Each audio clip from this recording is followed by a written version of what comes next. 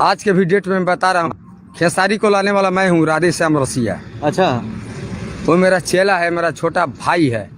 एक फोन लगाऊंगा अभी मेरे घर आएगा। वो लड़का मेरा इज्जत करता है तो करेगा।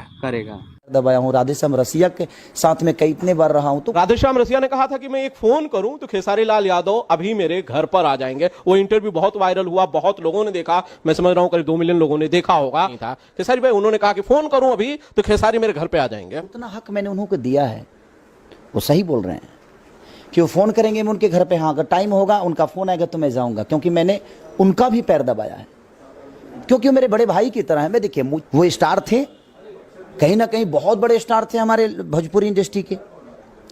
तो कहीं ना कहीं अगर उनका वो हक से बोल रहे हैं तो बिल्कुल उनका हक बनता है। अगर मैं फुर्सत में रहूंगा, अगर उनका फोन आएगा तो मैं बिल्कुल क्यों नहीं जाऊंगा, क्योंकि मैंने उनका सेवा किया है।